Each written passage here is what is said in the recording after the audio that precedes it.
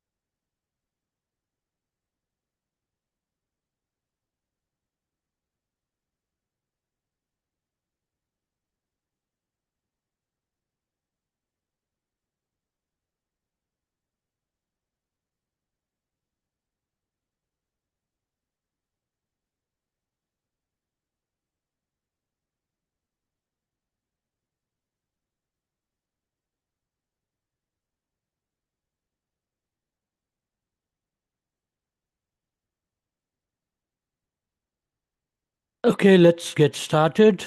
Good morning, everybody. I think people will still keep on joining, but that's fine. It's already 10 past 3, so let's get started. Uh, Thank you and welcome to the Pathways to Future 2050 Long Range Transportation Plan Advisory Committee meeting. This is our third meeting, and I'll share my screen so everybody can orient visually as well.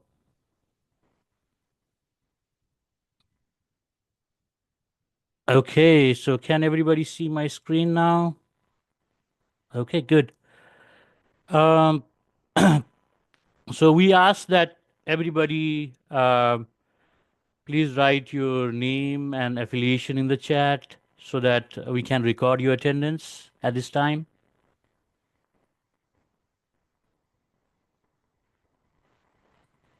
Just a few housekeeping things while people are recording their attendance. The LRTP Advisory Committee meeting is always scheduled to be in Zoom, but somehow the Outlook appointment calendar was showing Teams meeting as well. We tried to remove that yesterday, but it wasn't successful. So what I'll do is once we finish this meeting, probably sometime today or tomorrow, I'll cancel all those meetings, which is in your calendar, and then send a new meeting to make sure that we don't have that team links there anywhere. So just to make sure that everybody that the meeting will always would be in Zoom.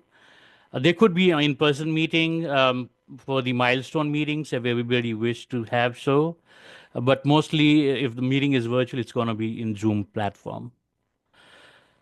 Okay, the next thing is the January 22nd meeting summary. Uh, does anybody have any issues or any corrections to that meeting summary which was sent with the agenda?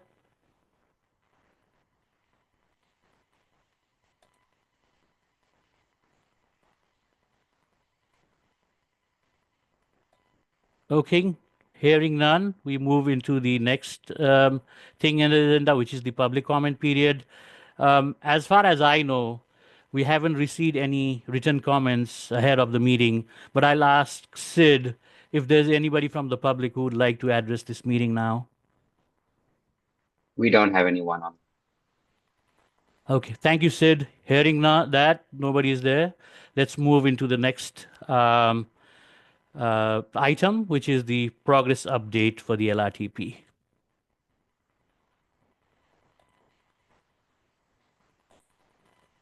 So, before we start, I would say that in every LRTP meeting, we would start with the LRTP process flow. This is because so that it keeps you oriented about the process and where we stand right now.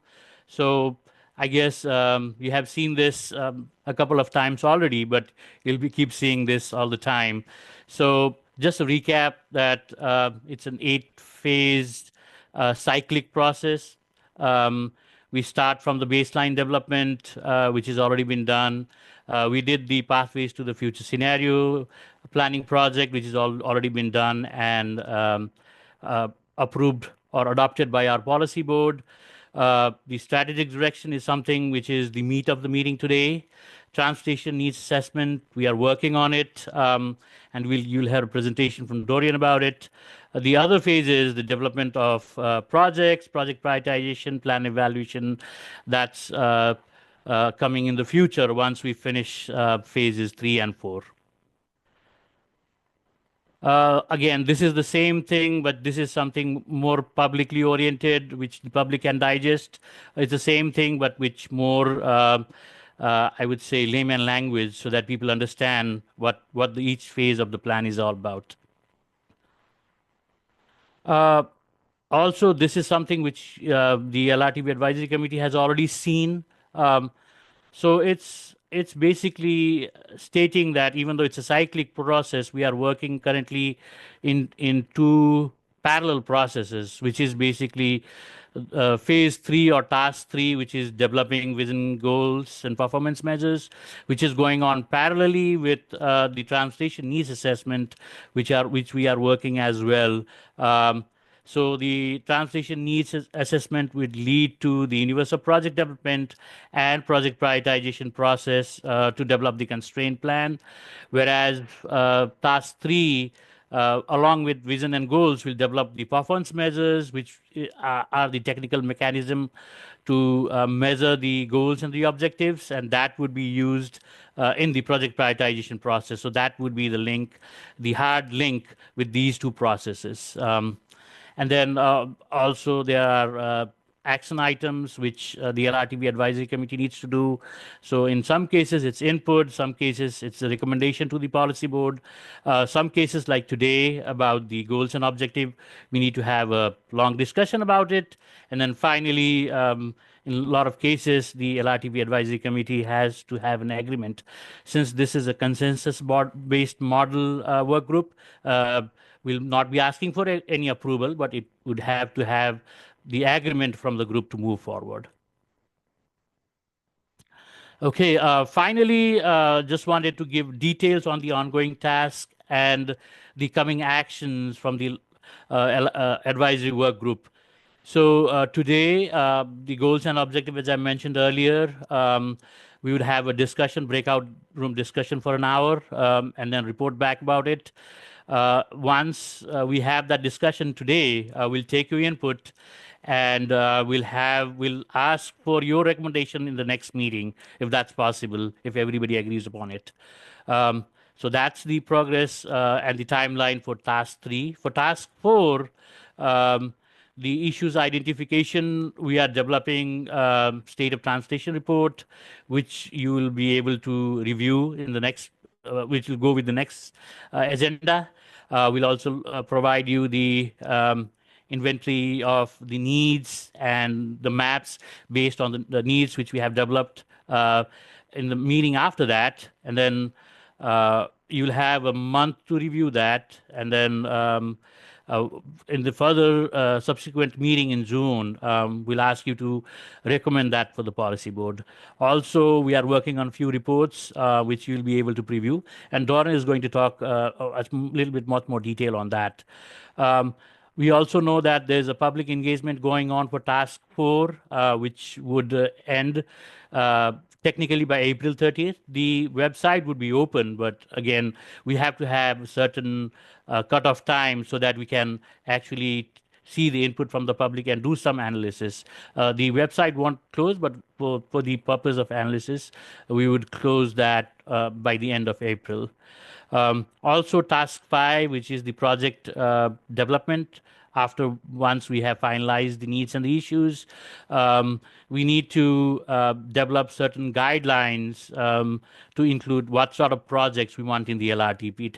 For the project in the LRTP, it has to have certain magnitude because this is a regional plan and the projects need to have that scope as well.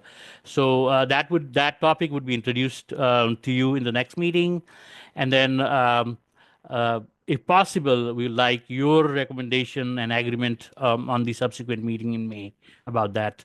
Um, and then also to report that the LRTP data development for processes task 4, which is the issue development, and as well as task 6, which is the project prioritization,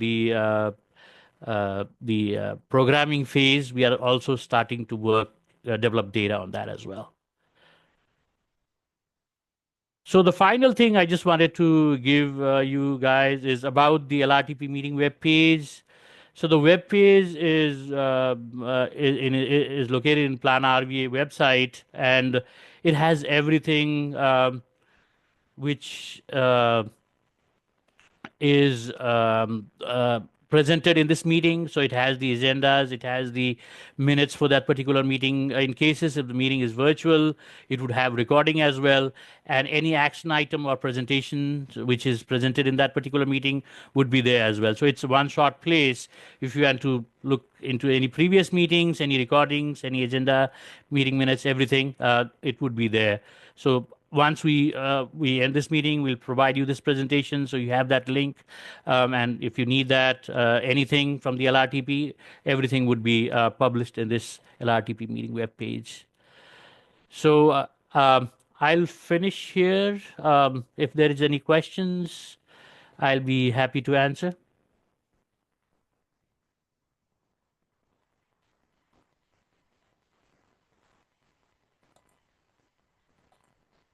Okay, seeing none, I'll stop sharing my screen. I think the next is Dorian's presentation about LRTP Phase 4.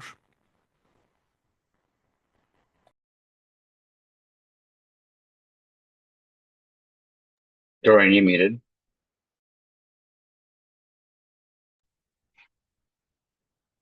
Let me pull up the presentation.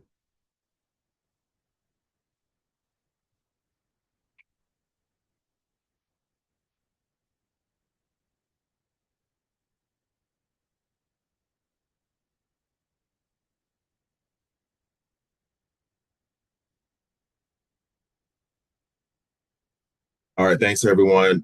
Just want to give everyone an update on the LRTP Phase 4.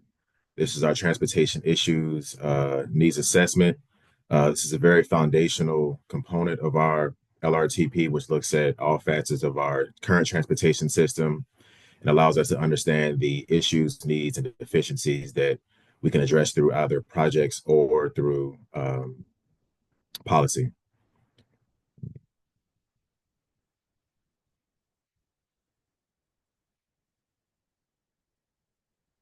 So just a recap of our existing multimodal transportation system analysis. During this process, we collected GIS data from area localities, from various agencies' open data portals. We also looked at historical trends just to understand where have we been, where's that transportation system been within the past 5, 10, 20 years. Also looking at existing pavement and structure conditions, as well as our congestion management.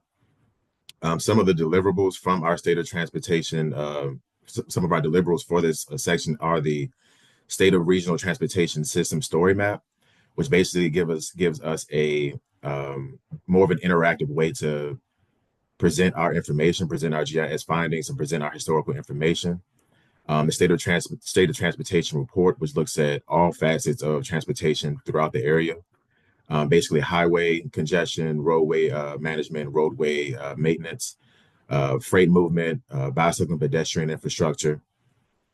We're also looking at the FY25 congestion management report, as well as the Richmond Regional Structure Inventory and Assessment Report for 2024. So where are we currently? The congestion management report and the structural inventory and assessment report are completed. Under review at this moment in time is our state of transportation report and our story map. For our state of transportation report, we're basically going through editing, formatting, trimming information that's not needed, and adding information that is needed throughout the report. Additionally, our story map, we're basically completed with that, but just want to have an internal review to make sure that we're crossing all T's and dotting our I's. Our state of transportation report, as Sulab mentioned earlier, that will be slated for mid-April for your approval and for publishing. Also, just to recap our transportation needs assessment, our main component of this process is to identify key barriers to safe, efficient, and interconnected transportation. During our last meeting, we discussed how we are looking at existing and future conditions, also looking through local and regional plans and studies, also using a robust public engagement process to make sure that we're getting information from the public themselves about where they're seeing transportation issues and deficiencies throughout their daily lives, and also using industry knowledge, understanding what role technology, things such as AI, and then future trends will play in the role of future development of our transportation sectors. And then we develop a list of transportation issues. What are the issues that are facing our transportation system going forward? And then how do we address those issues through our needs? What needs can we develop from those issues? From that, we get a final regional existing multimodal needs inventory. So what does that look like on our end? So here we have our issues-based compilation of regional needs and progress. And what we do here is we look through the area plans and try to identify projects and policies that address these regional issues. So as you can see, we have the issue description, issue category based off of various needs throughout the area, and then the issue type. And this is where we go into the multimodal aspect of the process. So we're looking at freight and intermodal, bike pedestrian, roadway safety, and things of that nature. And then also putting into a category. Are these roadway issues? Are these interconnectivity issues? Are these intermodal issues? Looking at the location, we want to be able to precisely locate and map where these issues are, and then which jurisdiction, and then the source in which we get these issues.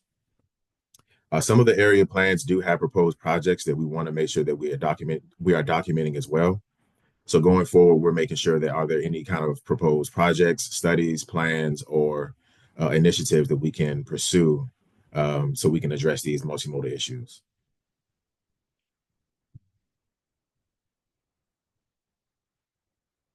So currently, we're still in the mapping phase of our transportation needs assessment.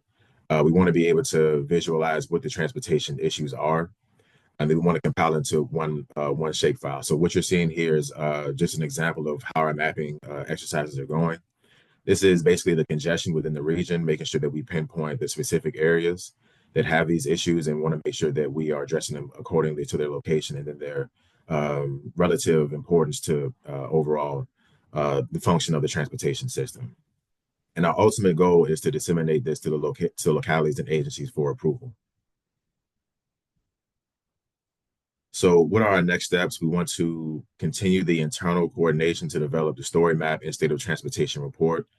As I stated earlier, these will be available for you during the next LRTP Advisory Workgroup committee meeting. We want continued internal and external coordination revolving the needs and issues inventory. Again, basically going through our respective agencies, localities to understand and really have a deep dive conversation into the needs and issues into the inventory. And then the mapping of the regional multimodal needs based on the input. So this is an ongoing process. We want to make sure we are currently within our QA/QC period. We want to make sure that we are our information is as precise and correct as possible, so we can disseminate that to you accordingly. So, are there any questions or concerns?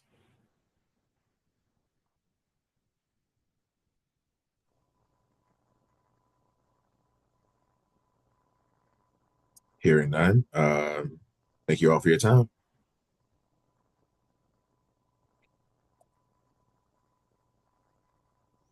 Thank you, Dorian. So let me share my screen back again for the next item.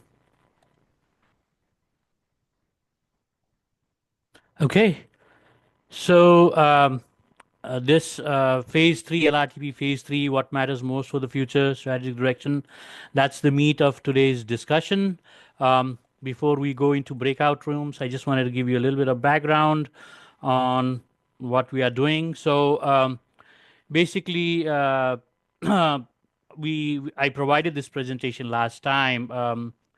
So what we have to look at this task is the regional strategic plan, which is the plan developed by Plan RVA, which needs to be aligned with all of the planning document or plans which the agency produces. So you need to acknowledge that.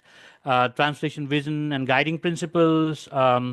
As I mentioned last time, we are doing that at the policy board level, not at the LRTP advisory committee level. The vision and guiding principle have already been adopted last time, but the board might want to tweak it a little bit. So it's going to be a discussion at the policy board level, not at the LRTP advisory committee meeting. And then obviously the goals is something which is in the purview of this committee. So development of goals and objectives and strategies.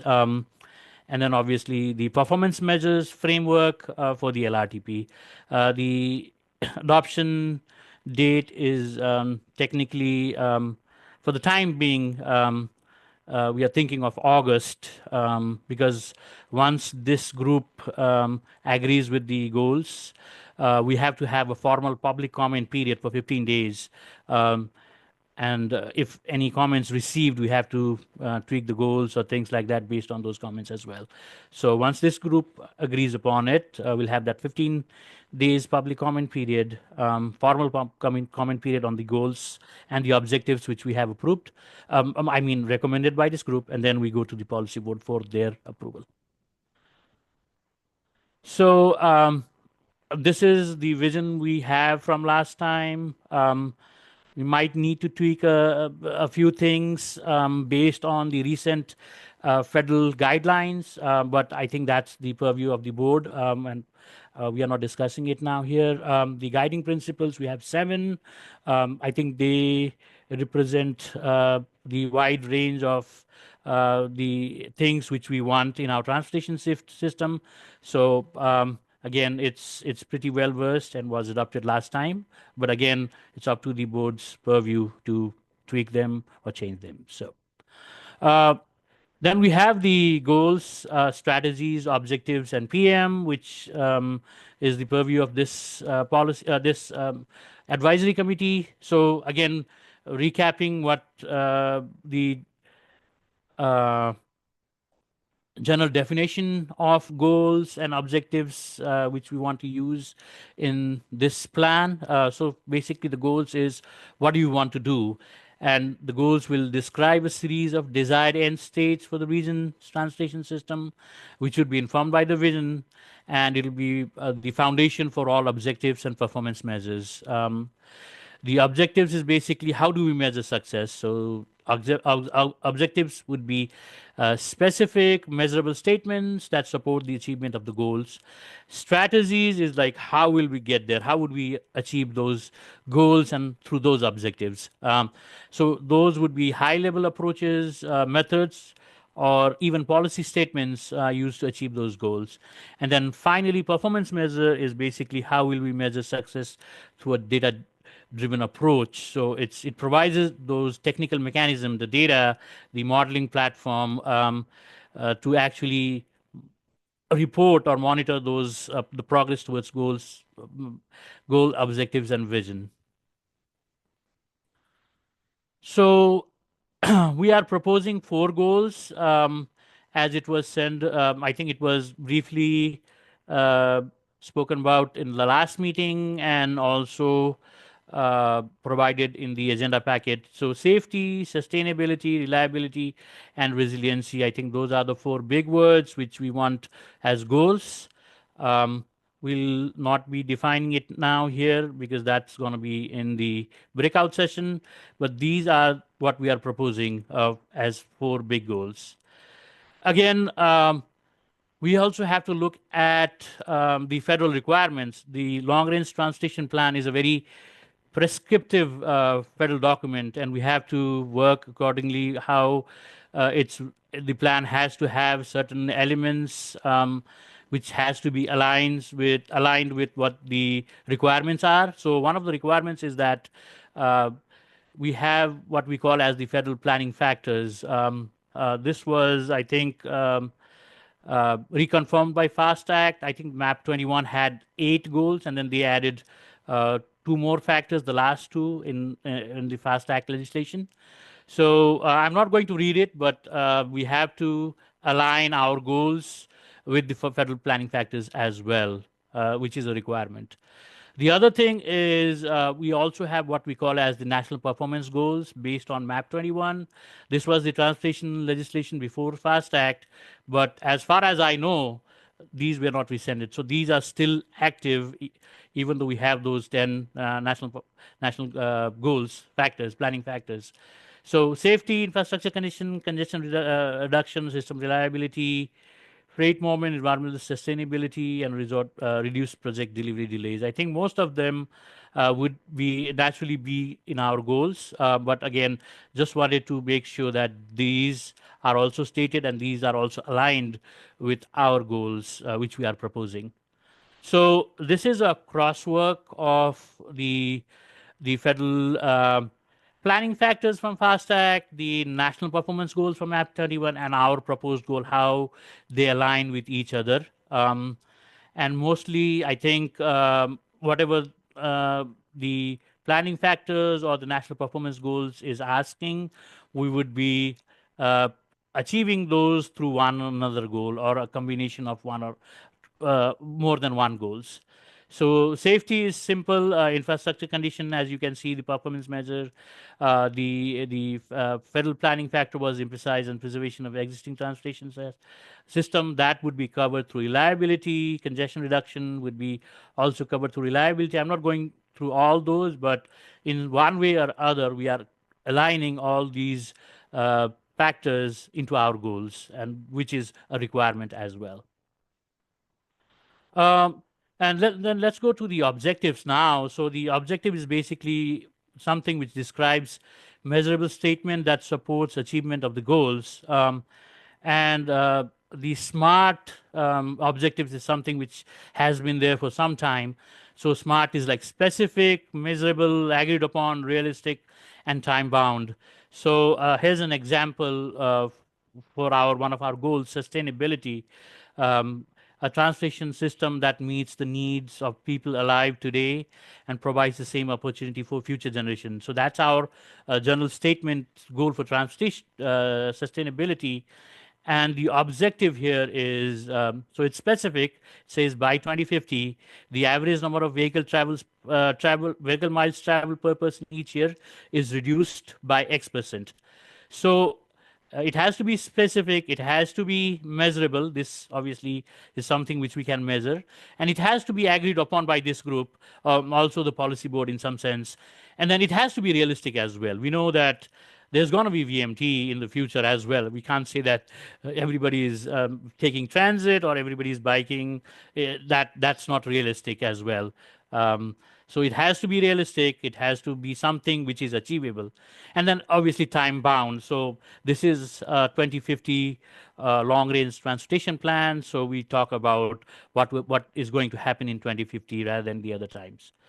So for the objectives, there is that X%, as you can see that. So we are comparing that with three values. So firstly, there's what we call as the base year, which is the existing year data. So and the base year is from 2017 to 2022.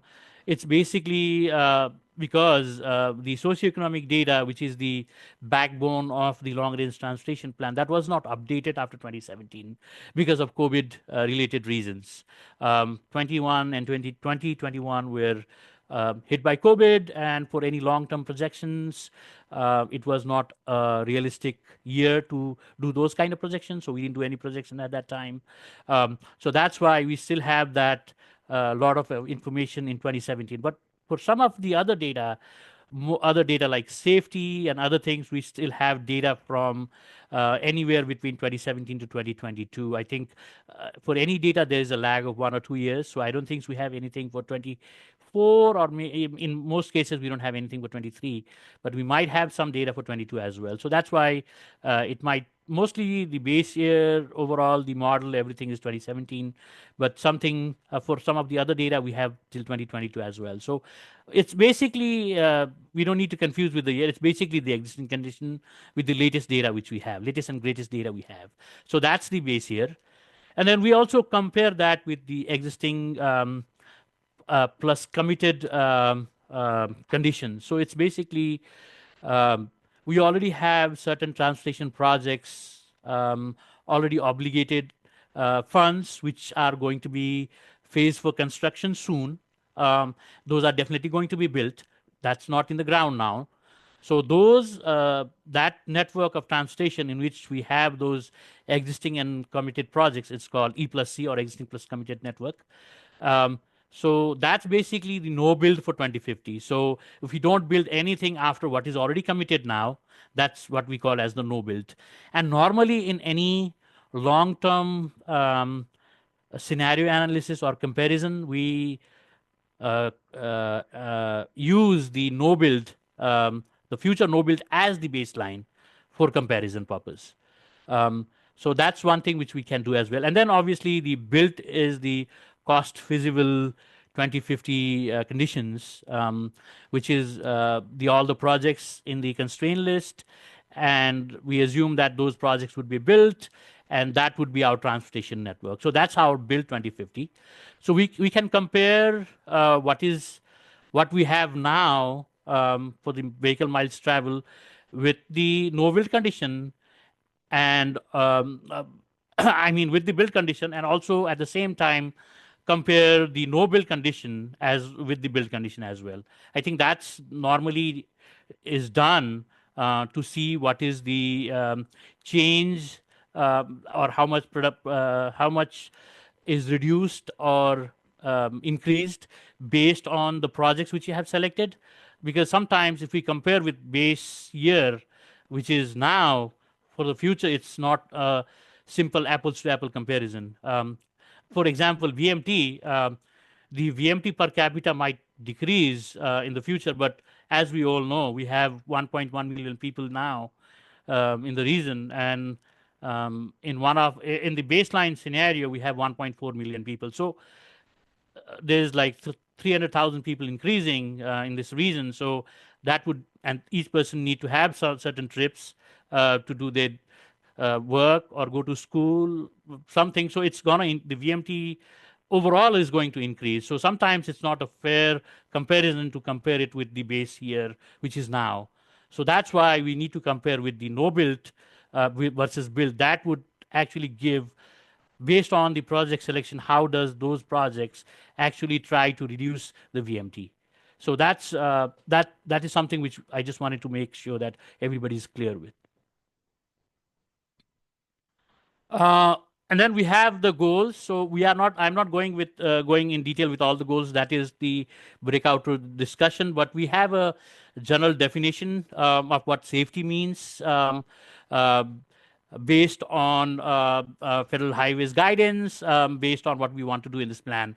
And then we have a goal for each, like goal statement, which obviously needs to be reviewed and wordsmith if needed. And then we have the objectives. And then in some cases, we also have the base year values. In this case, for safety, the goal is the transportation system where no one is killed or seriously injured. That's a very straightforward, simple statement. Then we have the objectives. By 2050, the number of people killed or seriously injured on our roads will be reduced by a certain percentage.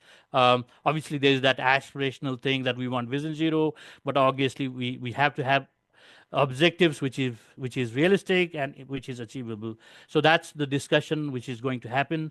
And again, in some cases we have the baseline values. So I think this is from 2022 data that we had 116 fatalities in our region and 871 serious injuries. So obviously we just want to reduce this by certain. We can go to zero, or we can go to reduce by certain number. So that's going to be the discussion, and whether the objective is actually right or not for this kind of goal as well. So I'm not going into detail with all these goals and objectives, but this is what we have for discussion.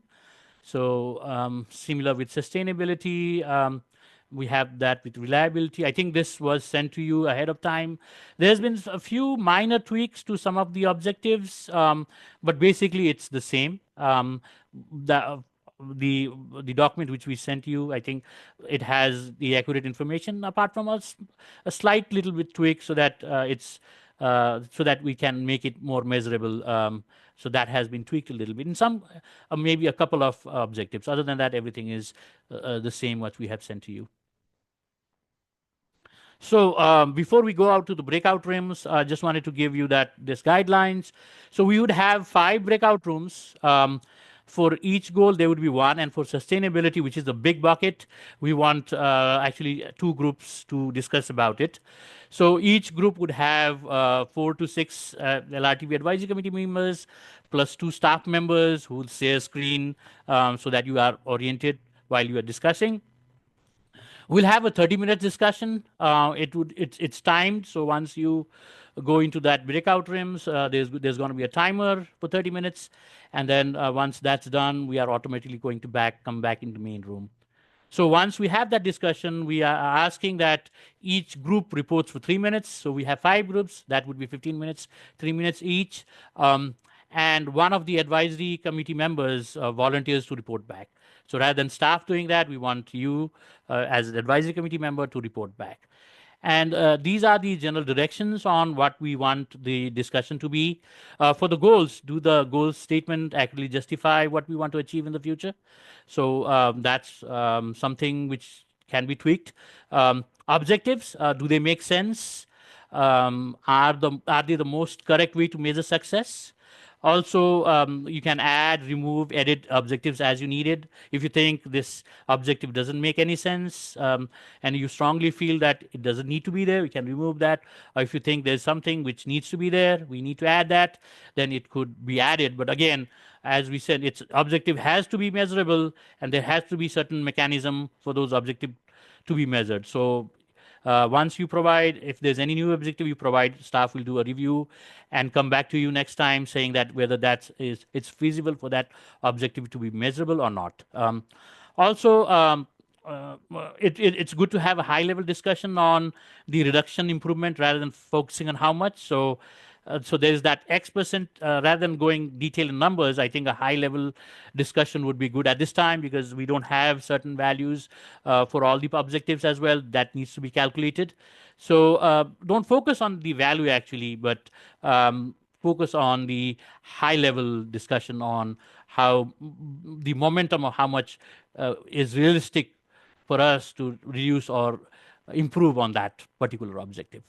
So most refined calculation needs to be done. Some calculation I have provided is a little bit in a crude form, but those needs to be refined as well.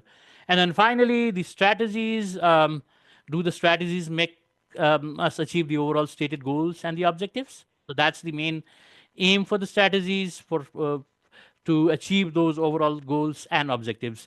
And as the objectives feel free to add, removed, wordsmith it, edit it as necessary. So that's the general discussion.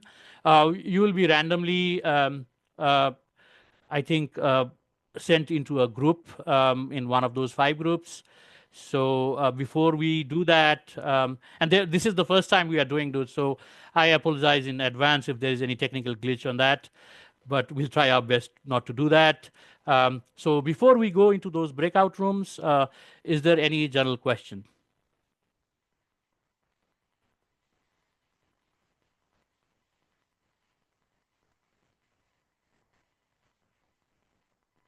Okay, hearing none, I think, Sid, I think we can start the breakout room now.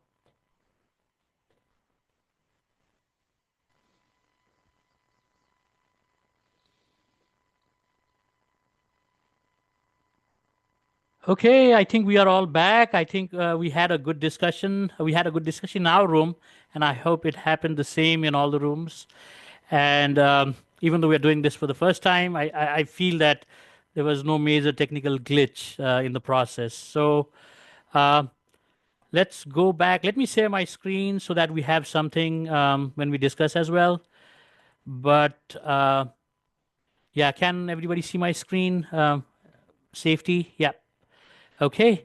So I think it's time to report back.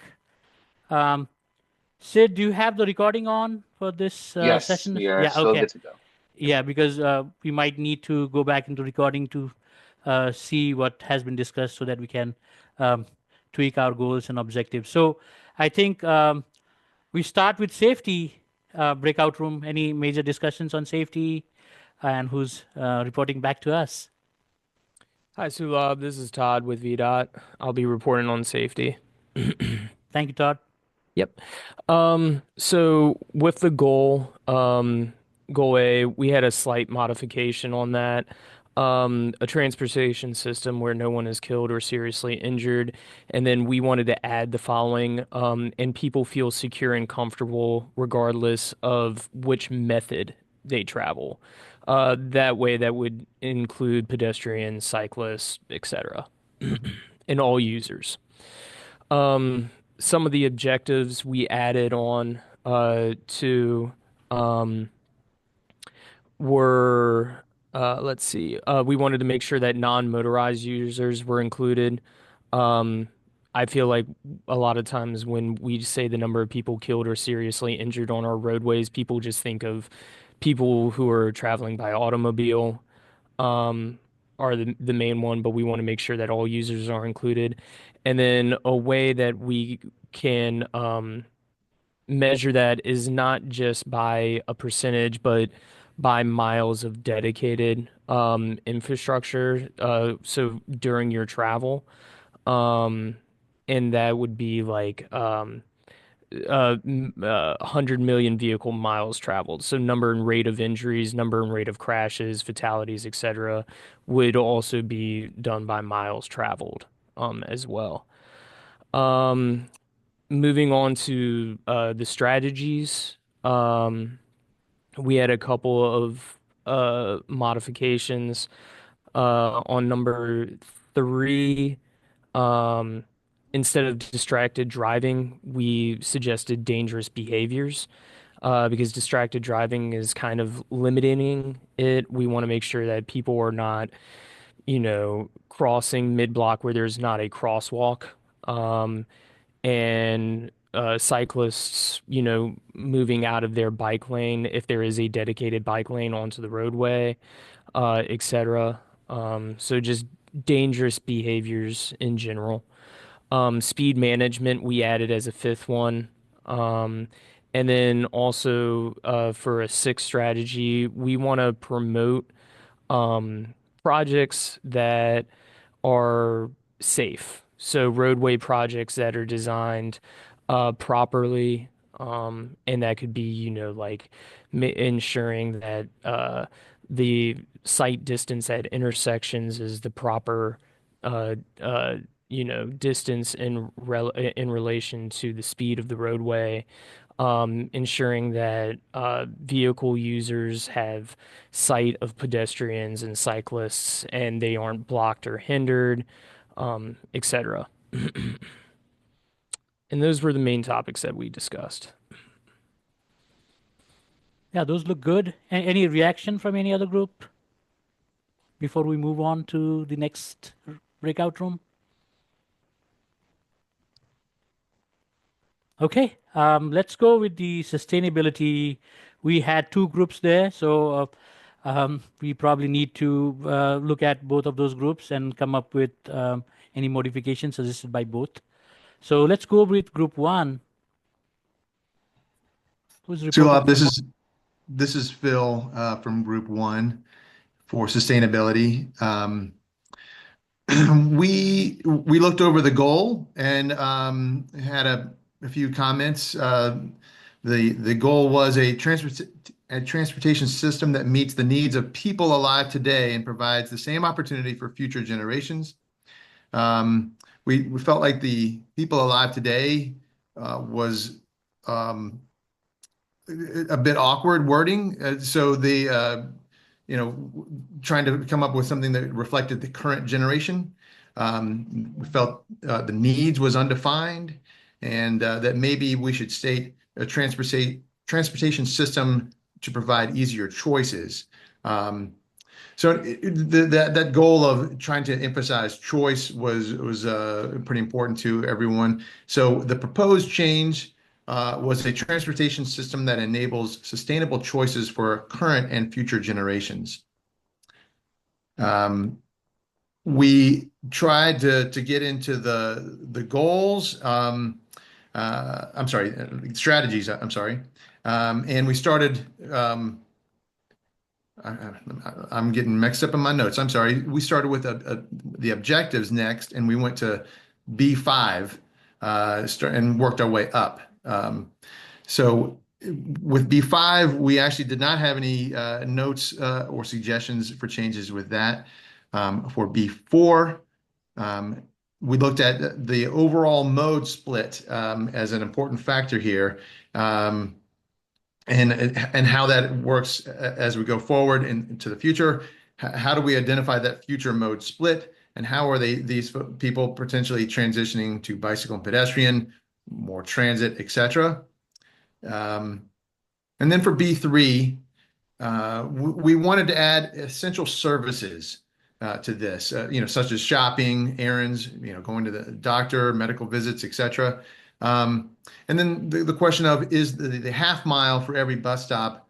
I should say, we did also say instead of transit stations, which we thought was a little too specific on larger stops, we should focus on the word transit stop. But anyway, is that half mile for every stop the right figure? And are we really focusing on just bicycle and pedestrian with those? And then finally, the wording of houses. The group thought it may be better to have it worded as residences. That kind of encompasses everyone. We didn't make it any further past that, so it was a pretty lively discussion. But Thank you, Phil. Any reactions to that? I think we'll take a note and try to make those changes as suggested. Okay, let's go to the other group, the Sustainability 2 group. And who's reporting back on that?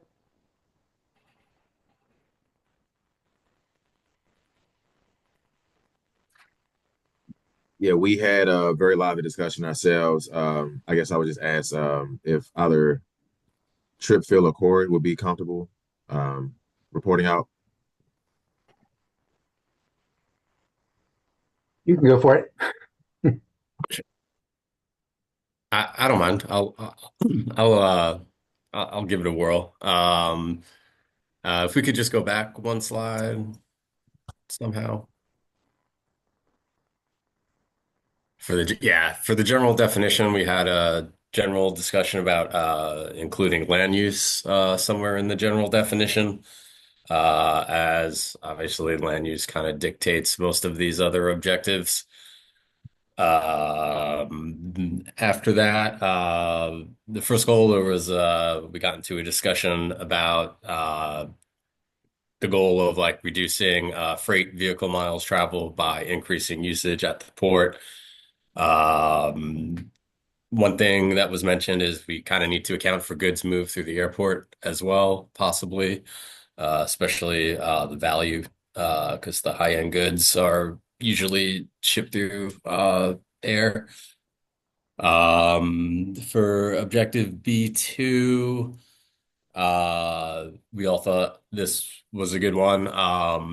One thing that we possibly discussed was kind of having separating out driving, because for driving, you're kind of looking to decrease the amount of driving while increasing transit, biking, and walking.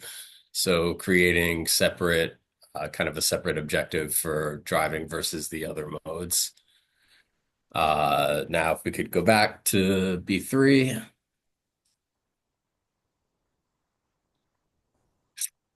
Um, we had two suburban counties in our little working group. So one thing we wanted to include in B3 was rideshare and proximity to park and ride lots.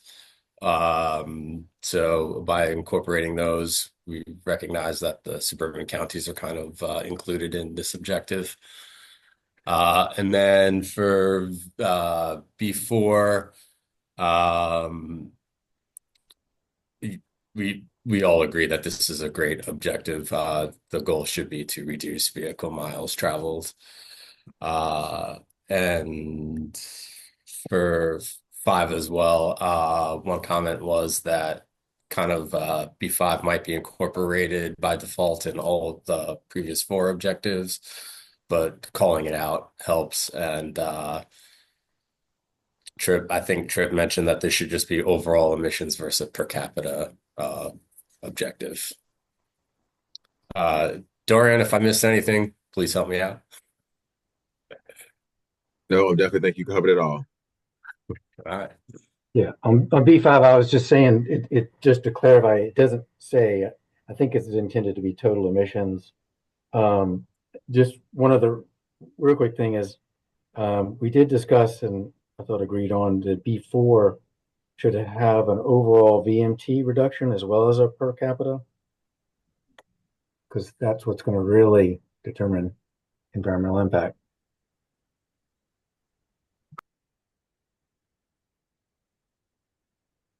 Okay. Any other comments on this discussion? Okay. So let's go to reliability then. Sure. So I'll try to give an overview of what we talked about in our group. We had a good discussion. Starting with the definition, because reliability can feel so different for the different ways that you travel. I think if there's some clarification about that in defining the transportation system, whether you're traveling by car, public transportation, walk, bike, maybe that could be helpful, or at least acknowledging that those differ in some way when we get in the general definition. I think we all agreed that the overarching goal was kind of along the lines of what we were thinking. When we were looking at the objectives, something kind of that stuck out was that there wasn't really an objective that spoke to active transportation or public transportation. They're really focused on car travel. And then specifically, the first, well, I guess the not exclusively, but the C2 is talking about alluding to other ways of transportation other than car travel, but there's nothing that directly talks about reliability for public transportation or bike ped infrastructure. So if we could add something along the lines of reliability of buses coming on time or frequency, and then also like the reliability of infrastructure and facilities for various modes of transportation. And then looking at C3 and 4, we just had some questions, I guess, about how the scope, I guess, of Plan RVA and the regional body in impacting the measurements that are called out here, specifically around the national highway system. We just weren't sure how, I guess, if this group would be able to actually create change for those measurements, or if that was kind of outside the scope of how, if it's at a different level, I guess, like the federal level, et cetera.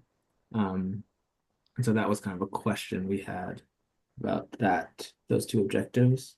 And then looking at the strategies, I think we agreed that the strategies were similar to what we were discussing, but again, there wasn't really an objective that specifically spoke to strategy number 2 here, which was to expand dedicated infrastructure for transit and active transportation, and to add one of those would be really helpful. Yeah, hopefully I didn't miss anything big, but if anyone from my group thinks I did, please correct me. So I just wanted to make clear about these objectives. Basically, these are also the national performance measures, which is reported by the state as well. So normally, the LRTP has a constrained budget, but and the maintenance is cut over the top. So normally, a certain percentage is already cut through maintenance, so it's already cut. But we can, based on how much funding we are getting on maintenance and what the priority of our plan, we could make the maintenance funding more as well. We could allocate some of the constrained budget to maintenance as well if that's really needed. Um, and some of the funds like the SGR, that can be played up in the, even though it's it's it's kind of a state of good repair funds for payments and bridges. I think last time we used those funds to allocate rebuilding some of the bridges as well, like some of the selected bridges. So we can at this plan, at this level, we can change that as well. These things a little bit as well. So any other reactions or questions related to this group? I think we have a question.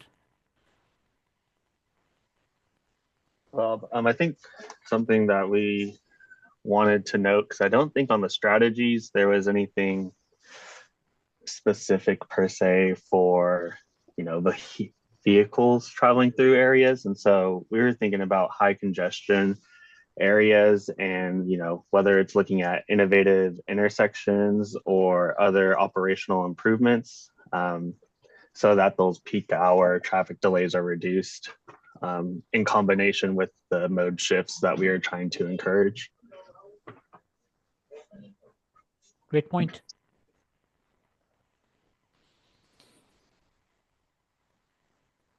Okay, so we have the last group now, resiliency. Yes. The objectives proved to be pretty difficult to nail down measuring, but we did have a couple of discussions about different strategies and a slight tweak to the goal. I'll start with the goal. We just wanted to add one word, preparedness, a transportation system that prepares, adapts, and recovers quickly, etc. We think that the preparedness piece can help address a lot of the strategies that I'll go into next. We talked about strategies for public education of disaster plans, making sure that everyone is prepared and plans are well communicated to the public. And then additionally, to have robust communication plans for extreme weather events like snow routes region-wide when those events occur. Let's see. Additionally, in the strategies, now there is some talk about the need for secondary routes and redundancy in our transportation system, but it was pointed out that there are significant areas in the region without major transportation corridors. And in the event of a disaster, to look at networks and connectivity to these areas in addition to redundancy. And finally, we want to ensure that secondary routes are suitable for new traffic flows that occur during an extreme weather event, and to make sure that those secondary routes have suitable physical conditions to meet the demands of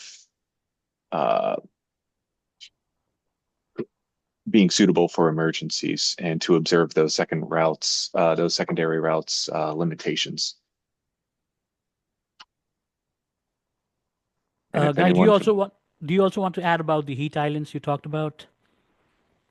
Sure. Part of where the adjustment to the goals came from was in discussion about extreme heat events as well. We felt like how things were laid out initially didn't quite leave room for those heat events, and the case that brought it up, GRTC, for transit dependent riders around the region, their trips are impacted by extreme heat events. There are direct correlations between heat-related illnesses and the location of transit facilities. And we thought that adding preparedness to the goal will allow space for us to develop strategies or objectives around being able to prevent those heat-related illnesses that occur around transit systems.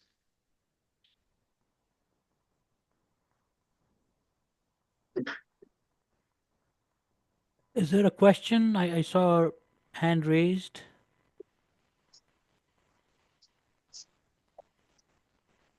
No, not a question. I was clapping. I was happy. Good job, Guy.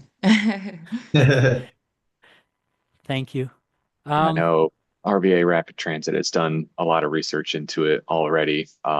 So just, carrying that momentum regionally and through this resiliency exercise, I think would be more inclusive of more modes of transit. Great. Do you need any other discussion? So we would review the recording and take the notes, also compare notes from other staff members, and make changes based on your comments and suggestions, and send you the revised version, including your comments, before the next meeting. And then we can have a final discussion of everything. That might take a while, but the idea is that if you were in a group other than what you were already in, and if you have comments, please review this and send us our way so we could incorporate those comments as well. Yeah, please provide those comments to me directly through email, or we can also have a call or chat if that's needed. So we'll incorporate those comments from everybody, including what we have heard today, and then send the revised version of these goals, objectives, and strategies to you all. So the plan is for us to ask you to recommend this to the policy board next time. So depending upon whether the group is ready for that or not, we'll know next time. But in the meanwhile, please review it. Please provide any comments, and we'll get back to you before the next meeting. It'll come with the agenda, or maybe a little earlier than that, so that you can have some more time. But I think that's it. Any other questions? I think the breakout rooms was a success. I know we decided to do this because, there's a lot to be discussed, and it's hard to, a 30% room, it might be difficult for everybody to speak. So that's why we thought that it would be easier to break out into small groups where everybody can talk. So I think this was a success, and we hopefully, as a success technically as well. So hopefully we'll use this method for other discussion in the future as well. But unless anybody have any comments, we can go into the next agenda item. Okay, seeing none, I think we have Holly next talking about the public engagement update. And I'll stop sharing my screen.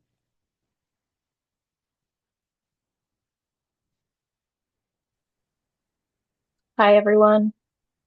Let me just get my screen ready.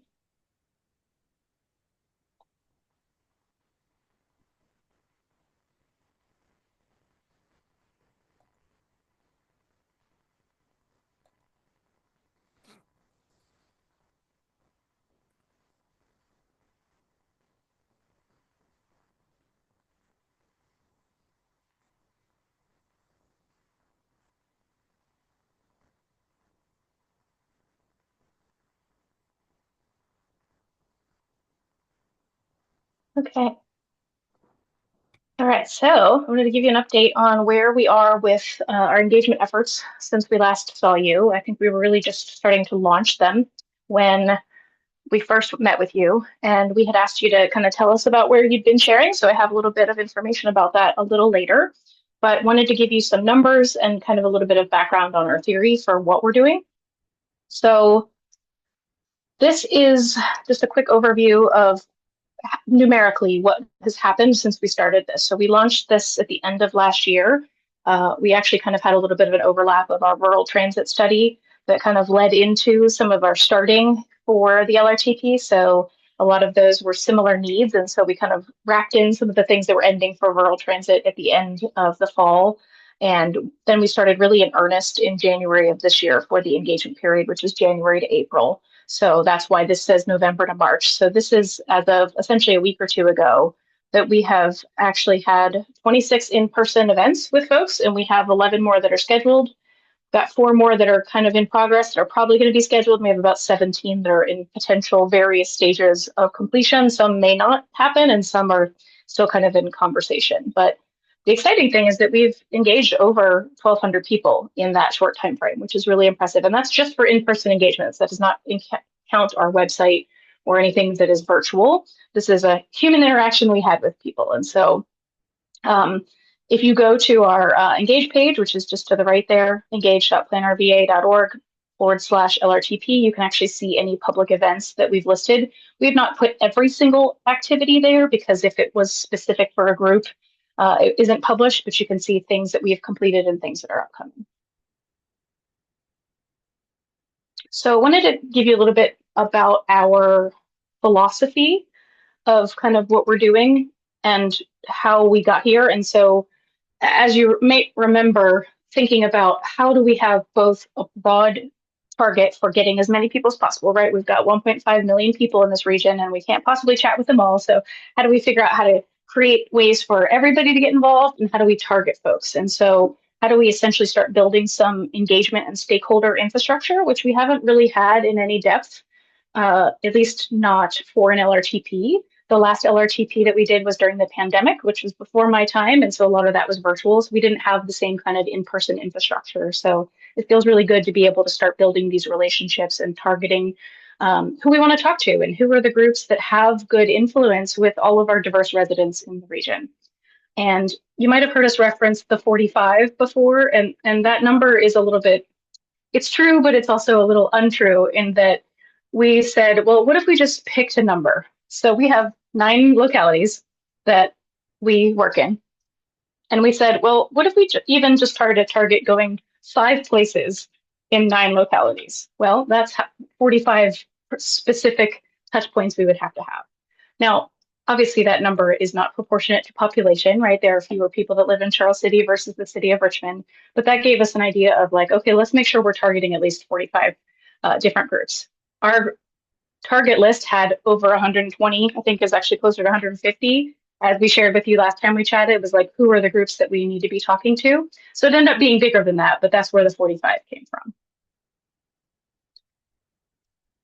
And so a little bit of kind of our strategy of how we were approaching this is, who can we target that is typically underrepresented or had limited access? And how do we build that long-term relationship with personalized conversations, going to where people already are, and realize, and anybody who's done engagement, many of you have, you probably know that if you just set up a town hall meeting and say, come to the library, nobody's coming, right? Like if they don't know you and care about you, people are not coming to your event. So how do we find out the groups that already exist and are gathering folks and build trust with them so that they're interested in learning about something that might not actually normally be on their radar? And then third is, how do we create specific messaging? So how do we create things that are accessible, that are in multiple languages, that feel fun, that feel engaging? And so I wanted to just tell you a little bit more about kind of how we did this. And apologies for my slide. These are very text heavy. This is not my best slide work. So if you just bear with me, I had a lot of text to tell you. So I tried to just simplify it here of what we were trying to accomplish, right? We know that trust is long-term building and that this is the long game, right? And the good news is we had quite a lot of other engagements besides the LRTP right now. And so we had quite a lot of things to talk to folks about. So I actually think there's good momentum in the fact that we are talking not just about transportation, but the overlap of all of our work and starting to give that message about this regional strategic plan and the way that a lot of this work goes together feels like it's been helping people understand how all of our work does tee up together. So I wanted to thank you for those of you who told us where you were sharing. So these are some of the things you told us. We asked you, hey, where can you share about it? Because you are helping us get the word out as well. You are well connected in many of your communities, and we can't do this alone. So thank you to those who told us where they would share. It also helps us look for any gaps, like if we realized, oh gosh, we didn't even think about the Churchill Civic Association. It also helps, I think, for you all to think about like, oh, do you have some unique communities that might be that you have a special relationship with? I think when we are in our own communities, we don't always realize the power and influence we have, but you caring about this work and sharing it with your folks really does make a difference. So I see some locality newsletters and social media on obviously your government pages, so thank you for that.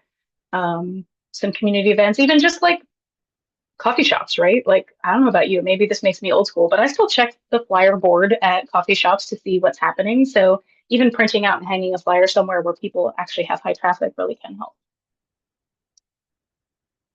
So our second description of kind of our pillars is, targeting our in-person engagement. And so we've really seen that face-to-face interaction really helps, right? Especially if you don't know who we are and you don't understand what it is that your influence can have on a 25-year plan. Talking to people face-to-face really matters. So we've been doing some segment-specific events. So we're having our town hall for the deaf that was rescheduled to this Saturday.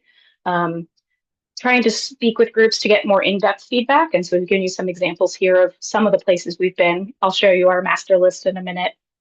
But also going to places where people are already gathering, right? So sometimes there's just a good public event where there's a lot of folks. And what has been nice that we've discovered is even when we're going to talk to the public, we often build relationships with other providers who are at events who have distinct audiences or have an interest in our work, and they help us spread the word because we've now seen them face to face. So I can't overstate the importance of in-person human relationships. We're also trying to personalize as much as possible without having to recreate the wheel. So trying to create some activities and gamification. A thing that surprised me that I learned is I was talking to a government provider about the ways that we might show up to an event of folks. And I don't think it occurred to her that we could bring something that was fun or customized.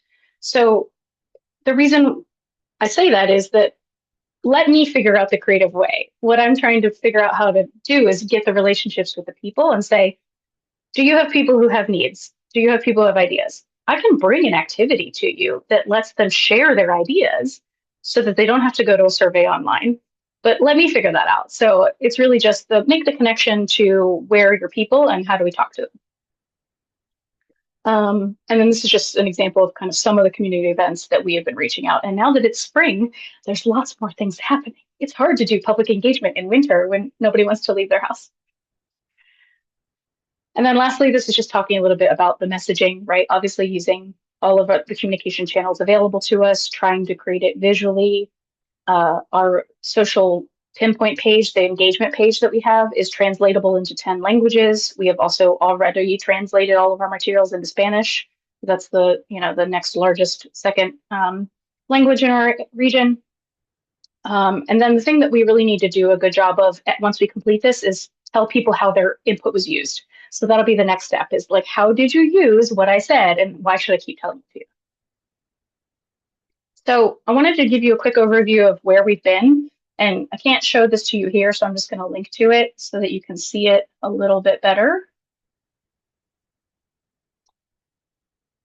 So we have booked, these are some of the kind of groups that we've booked already, and to give you an idea of the locality served and the date of it.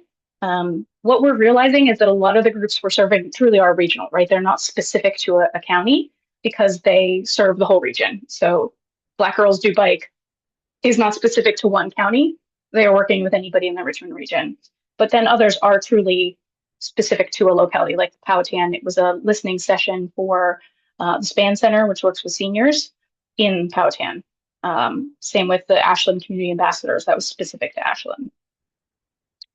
These are some of the things that are in progress. These may or may not all come to fruition. Some of them were leads. Some of them were conversations we started that just didn't find a solution. And that's a good reminder to me that we do have to make a whole lot more connections in order to get a relationship. And so that takes time. But just to give you an overview of kind of who we're touching and where. And then down here are all the ones that we've completed. So it has how many and the locality served and the number of people we've engaged. So you can kind of see what we've been doing the last 3 months. Does anybody have any questions about where we've been so far before I show you some of our web stats?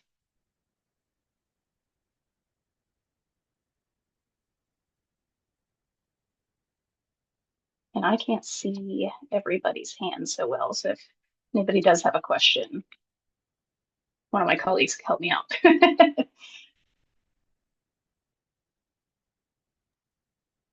And as you might not be surprised to know, getting to the further flung counties, right, the smaller ones, New Kent, Charles City, we haven't hit them as many times, right? So we don't have 5 touches in Charles City right now. So we're right now essentially identifying gaps and trying to figure out what's possible to engage in the next month, because all of this engagement period will close at the end of April. Amy, do you have a question? Oh, I can't get I don't know how my hand. I'm raising. Hi, Amy. Hi. I just wanted to say thank you, Holly. This is amazing outreach and it's invaluable.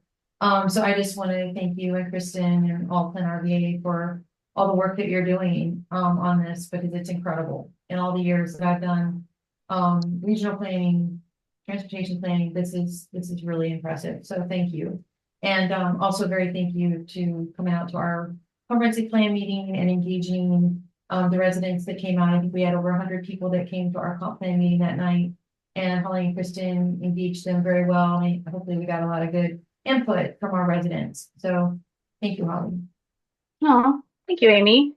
And actually, there's a conversation in progress. I just actually got off the phone with one of the residents and staff members of the Chickahominy Eastern Division. We're going to do a session in New Kent specifically for their audience because of the relationship we built at that New Kent comp plan meeting. So I love that all these connections happen because we're out in the public. Awesome. Let me know. I'd be happy to attend. Okay, excellent. Yeah, I'm this close to having a date. Okay. Any other questions?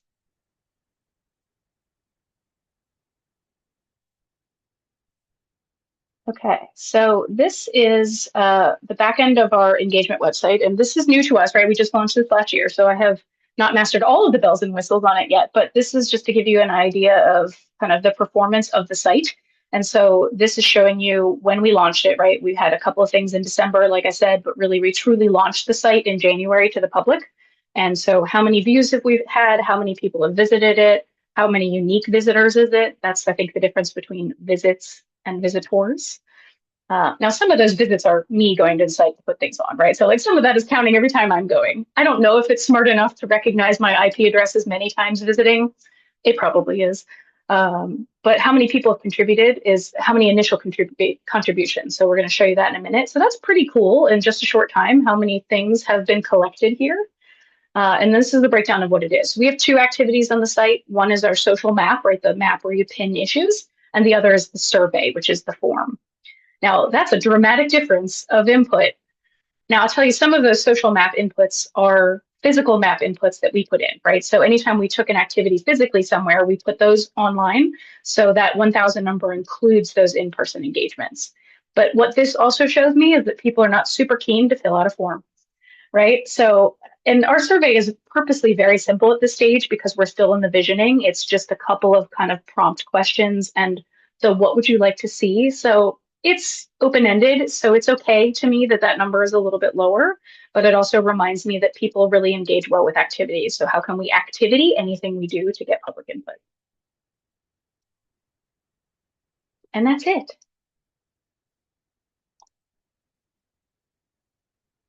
Does anybody have any questions or thoughts?